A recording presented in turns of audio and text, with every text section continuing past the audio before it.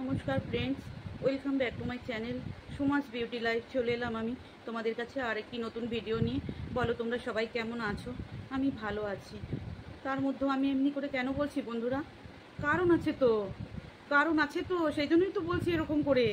কালকে আমাদের কো-ক্রিয়েটার ধরিত্রীর কাছে এই প্রশাসনের লোক ফোন করেছিল না, আমার কাছে এইমাত্র ফোন এসেছিল, বলল আপনাকে ডেকেছে। কোথায়? কে একজন আমার নাতনি আছে, সে নাকি কমপ্লেন করেছে। আমি বললাম স্যার কমপ্লেন করেছে তো ওকে ওটা আপনি কমপ্লেন বানিয়ে আমি খাইয়ে দিচ্ছি, দাঁড়ান আমি যাচ্ছি। তো যাব দেখা করতে, বুঝেছো বন্ধুরা? দেখা করতে যাব। মনটা বড্ড ভারাক্রান্ত। ওয়াইটিতে শুধু পুলিশের ফোন আসছে। আমাদের মানে রাজ্যে পুলিশের কোনো কাজ নেই মনে হয় ইউটিউব নিয়েই পড়ে আছে। আমি বললাম স্যার এই এখন অভয়া কাণ্ডতে আপনারা এত বিজি আছেন, আপনারা এত সময় কোথা থেকে পাচ্ছেন? এই শুধু ইউটিউবের এই সব যেসব ঝামেলা কাণ্ড বাধা এরা, তারপরে আপনাদের কাছে শুধু কমপ্লেন করে। আপনারা কি শুধু ইউটিউবের কাজ করেন? আর রাজ্যের আপনারা দেখছেন না কোথায় কি হচ্ছে? বলো আর কি বলবো ম্যাডাম, কি বলবো? এই কিছু আপনাদের ইউটিউবে কিছু পাগলি ছাগলি আছে, তারা দিন রাত আমাদের জ্বালিয়ে যাচ্ছে। কি করব বলুন?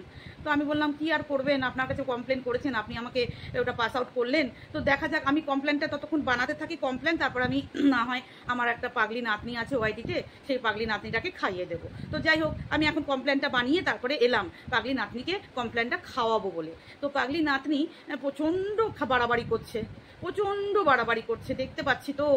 এত খেপে গেছে, আমি কি করি এবার? কি চেনতলা দিয়ে বেঁধে রাখবো বন্ধুরা? হ্যাঁ রে নাতনি, তুই তো আমাকে মুটকি বলেছিস, তুই তো আমাকে হাতি বলেছিস, তুই তো আমাকে গন্ডকি আকাট মূর্খ বলেছিস।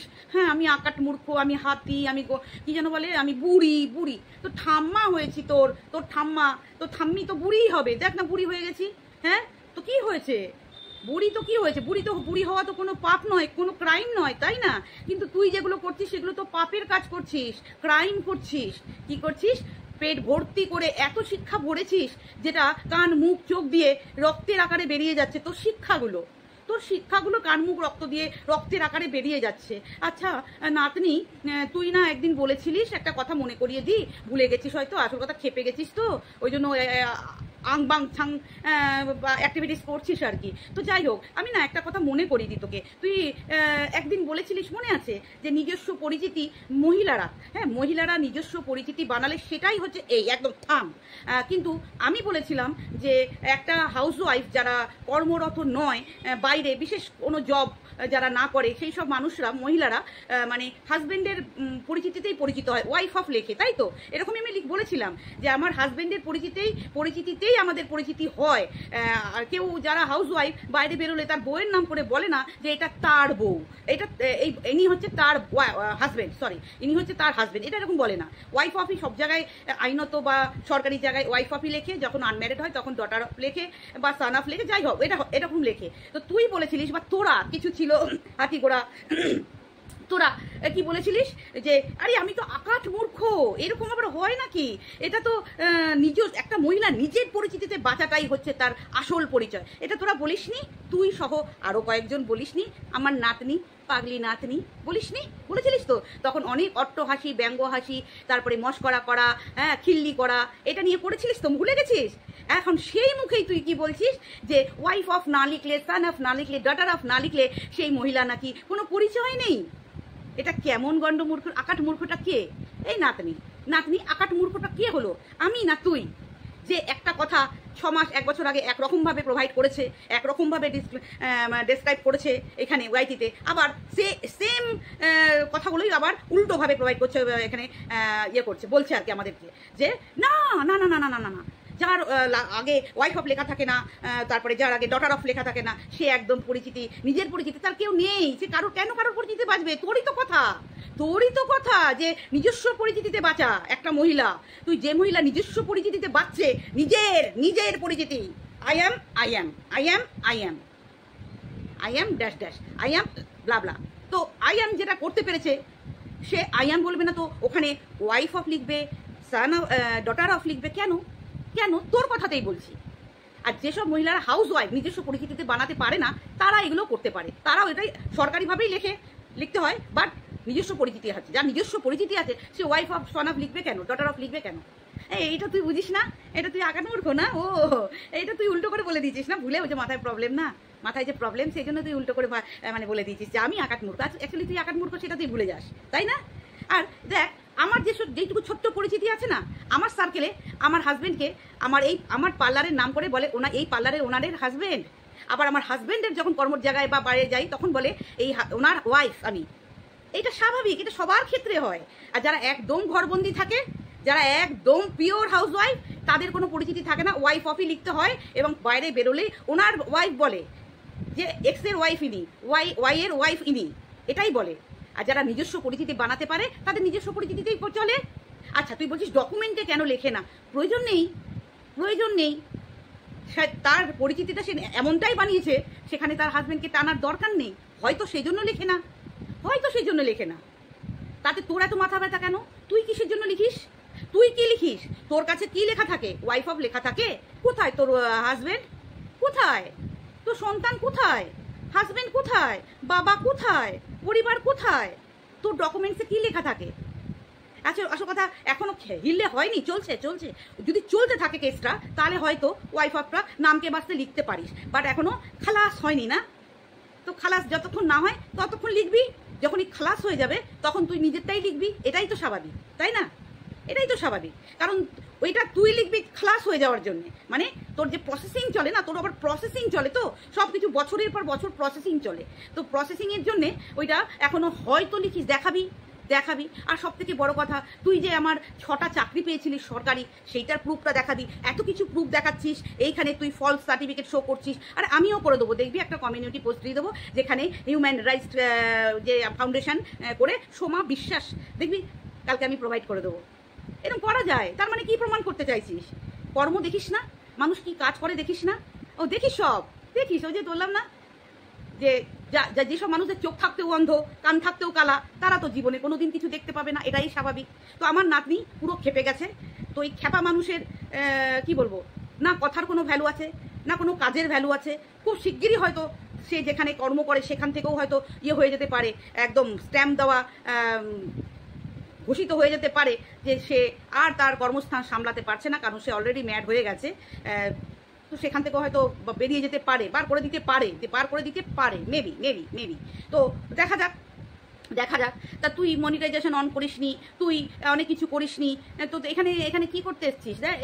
এগুলো কি বাদ দিয়ে এসছিস, না কি করতে এসছিস? মানে তোর অস্তিত্ব, তুই যে একটা মানুষ বেঁচে আছিস পাগলি অবস্থায়, সেইটা বোঝাতে এসছিস যে আমি আছি, আমাকে সবাই ম্যাডাম ডাকুক। খুব দুঃখ না? ইস, তোকে আর কেউ ম্যাডাম ডাকলো না, এটা বড় দুঃখ। এই দুঃখ নিয়ে পৃথিবী থেকে চলে যাবি? না, ম্যাডামটা অর্জন করতে পারলি না। আসলে তুই কারোর ঘাড়ে মাথা রেখে, পা রেখে, তোর মাকসাদ ফুলফিল করার জন্যে, কুকর্ম সাকসেস করার জন্যে, সেই সাকসেসটা হতে পারলো না, সেই জন্য খুব রাগ। বললাম না, রাখে হরি মারে কে। হ্যাঁ, আজকে তুই যার বিরুদ্ধে গেছিস, কেন গেছিস? মানুষটা খুব খারাপ না? তো তুই তোর মাথায় ঘিলু ছিল না শয়তানি ছিল? বল, তোর মাথায় মানে সুবুদ্ধি ছিল না কুবুদ্ধি ছিল? কোনটা ছিল? তুই যে এত এডুকেশনের বড়াই দেখাস, তো এই এডুকেশনটা তুই কুবুদ্ধিটা চালানোর জন্য করেছিলিস, যে মানুষটা খুব খারাপ বুঝতে এতদিন মানে বুঝেও তুই ঢুকে কুবুদ্ধিটা চালিত করতে গেছিলিস। বাট সেই সময় ভগবান তোর ঘেটিটা কপাট করে ধরেছে, ধরে তোকে ঘেটি মুটকে বার করে দিয়েছে। যখন তুই বুঝলি এখানে আমার ডাল গলবে না, আমাকে সবাই ধরে নিয়েছে, আমার চোরামি বুদ্ধি সবাই ধরে নিয়েছে, তখন মানুষটা খুব খারাপ হয়ে গেল না? তার আগে ভালো ছিল না? তোকে জাজ করেছে, তুই খুব ভালো, তোর গলার আওয়াজ, এই জন্য তোকে তোর প্রেমে পড়ে গেছে। কিন্তু দেখ, প্রেমটা বেশি দিন টেকাতে পারলি না, যেহেতু তুই মানুষটাই প্রেম করার মতো নয়, সেজন্য তোকে কেউ প্রেম করলেও, মানুষ আর কি, কোনো ছেলে না, কোনো মানে মহিলাই যদি প্রেম করে তোকে কাছে টেনে নেয়, সেই প্রেমটাও তুই কি রাখতে পারিস না, তোর আসল রূপটা বেরিয়ে যায়, তোর আসল রূপ বেরিয়ে আসে, অটোমেটিক আসল রূপ বেরিয়ে আসে। তখন মানুষ খুব সহজেই তোকে চিনতে পারে। মানুষের নামে মিথ্যে কথা বলে ঘ্যানর করে মাথার পোকা খেয়ে তুই একটা মানুষের ক্ষতি করতে চেয়েছিলিস, অনেক কটা মানুষের ক্ষতি করতে চেয়েছিলিস, যে মানুষগুলোর কোনো দোষই ছিল না, যেই দোষগুলো তুই নিজে করে আছিস, সেইগুলোই নিজের দোষের পাহাড়ে মোড়া, নিজে অন্যায়ের পাহাড়ে মোড়া, নিজে ক্রাইমের পাহাড়ে মোড়া, সেই মানুষটা গেছিস যারা কোনো দোষ করেনি, তোর কথার পরিপ্রেক্ষিতে অ্যান্সার দিয়েছে, তাদেরকে তুই গাড্ডায় ফেলবি বলে এই মানুষটার, যাকে তুই এখন কি বলিস, ভেকু বলিস না, হ্যাঁ, আগে বুঝিসনি না ভেকু, আগে বুঝিসনি। ও মানে মাথায় খুব বুদ্ধি গোবর ভরা ছিল, তাই না? হ্যাঁ। আর শোন, তুই যে এই যে বলিস না যে এই সং সাজা, এইরকম সাজা, ওই রকম সাজা, আমি শুনেছি তুইও যখন গিয়েছিলিস ওই একটা জায়গায়, সবাই মিলে তোরা গিয়েছিলিস, তুই মুখে অনেক হাইলাইটার মেখে গেছিলিস। কেন রে পাগলি আমার নাতনি, কেন হাইলাইটার কেউ দিনের বেলায় মাখে? কারা মাখে জানিস? যারা ফিল্ম করে, সিরিয়াল করে, যারা ইনডোরে শুটিং করে। আর এই রোদে, ঠাট্টা পোড়া রোদ, গরমকাল, দিনের বেলা চারদিখানি গালে হাইলাইটার মেখে তুই, এটা কোথাকার কোথাকার স্ট্যান্ডার্ড স্টাইলিস্ট? হ্যাঁ, কোথাকার স্ট্যান্ডার্ড স্টাইলিস্ট? স্টাইল করছিস সেটাও জানিস না যে কোন সময় কোন স্টাইলটা মানায়? হ্যাঁ, তুই আবার অন্যের সাজ পোশাক নিয়ে বলতে আসিস। অন্যের সাজ পোশাক, যার সাজ পোশাক, তোর সাজ পোশাকটা নিয়ে বলতাম না কেন? কেন কি তুই বলেছিস কাউকে না যে কে কিরকম সাজ পোশাক পরে, এই চুড়ি পরে, এই শাড়ির সাথে এই মালা পরে না? তোদের সাজের যে মানে কি বলে কোয়ালিটি, তোরা যে মানে সেন্স যেটা বলে, হ্যাঁ ড্রেসিং সেন্স, যে সাজার সেন্স, সেটা তোদের কত ভালো, তোর মতো মানুষের কত ভালো, সেটা তোমরা ওই চারদিখানি হাইলাইটার মাখা দেখেই বুঝে গেছি। অতএব যে কথাগুলো তোদের মানায় না, যাদের মুখে যে কথাগুলো মানায় না, তাদের সেই কথাগুলো বললে পাগল নামেই ঘোষিত হয়। আমি যে কথাটা বলবো, তখনও যে কথাটা বলেছিলাম 2 বছর আগে, আমি এখনও সেই কথাটাই বলি। পরিস্থিতি অনুযায়ী সেম সিচুয়েশনটাকে একবার এই দিকে মোড়াই না, একবার ওই দিকে মোড়াই না। বোঝাতে পারলাম আমার পাগলি নাতনি? হ্যাঁ, ডাক্তারটা দেখা, না হলে ডাক্তার আবার ডোজ দিয়ে দেবে, আবার ঘুমিয়ে পড়বি। ঠিক আছে, তো চলো বন্ধুরা, টাটা। আমার পাগলি নাতনিটা আমাকে তো অনেক কিছু বলেছে, অনেক অনেক অনেক, মানে পাহাড় সমান বলে রেখেছে নোংরা গান্দা জিনিস। সেই তুলনায় আমি তাকে খুবই সামান্য ডোজ দিয়েছি। একটা প্যারাসিটামল দিলেই ও নিতে পারে না, তো হাই কড়া অ্যান্টিবায়োটিক দিলে আর কি করে নিতে পারবে বলো? তো ডাক্তারের কাছ থেকে কড়া অ্যান্টিবায়োটিক খেয়ে আরও বেশি ছটপট করছে। এত ছটপট করিস না, চলো প্যাবলগে আমরা ইয়ে করছি, মানে আমরা আলোচনা করছি, সেখানে যদি তোকে ভর্তি করে যদি একটু শান্ত করা যায়। এত ছটপট করলে তো ওই কর্ম থেকেও তো বার করে দেবে, তখন খাবি কি? তখন মনিটাইজেশনটা অন করবি না? হ্যাঁ, তাই কর।